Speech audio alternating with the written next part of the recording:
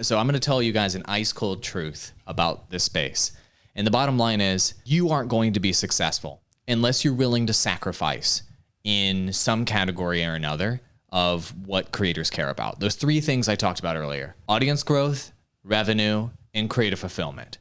And you can't do all three of those things at the same time. That's just not the way it works. And so it's just like in The Sims, right? Or any other game where one of your bars goes up, and whenever you have one of those bars goes up, one of the other ones goes down as a result. And it's a constant push and pull in terms of your happiness, your money, and your audience growth. And the bottom line is this: if you're going to choose one of these niche games that you actually love, or a popular game that you actually love, but it's harder to break through on, your audience growth bar, if you will, is going to go boom, boom, boom, boom, boom, boom, down.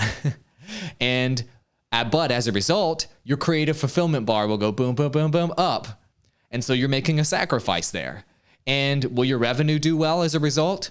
It'll probably do okay. It may be a little bit below par. And the people that do find you in this scenario, when you're playing something that you love, are probably more likely to give you money because you're doing what you love. You're really passionate about it. And they probably freaking love you for it, right? But you don't have much of a large audience.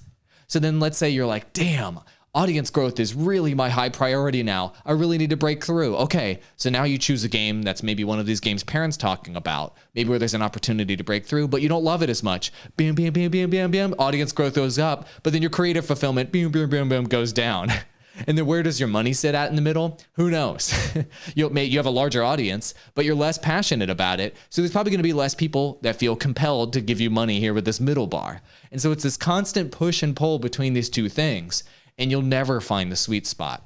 But wait, that doesn't mean that it's hopeless. The longer you stay in the game with this, the longer you make content, the more videos you release, and the more you experiment with new videos, new games, and new content, the higher possibility there is that at some point in your gaming content creation career, you're going to find a game that you love and can generate audience growth for you. And then once you hit that sweet spot, then the money will follow at the same time. But that might not happen next year. That might not happen the next year. That might not happen for 5 years. For example, I coach a creator. His name is Relya, Relya. He listens to the podcast too. He tried making content for all sorts of games and it didn't work out. Then finally, he discovered Hollow Knight, and he ended up becoming the #1 creator on YouTube for Hollow Knight.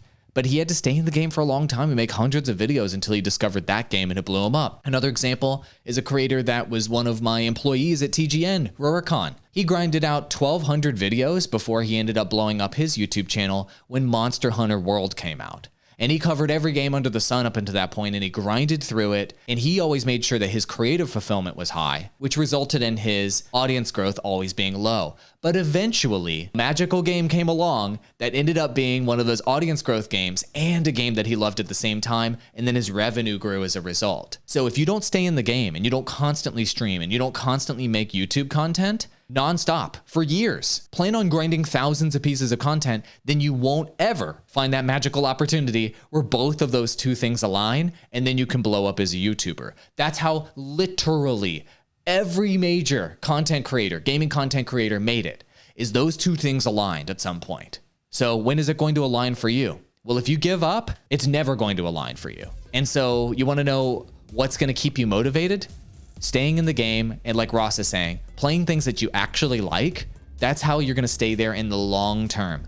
Constantly scout new games, constantly scout new topics and new formats, and constantly test them to keep things fresh so that you can keep going.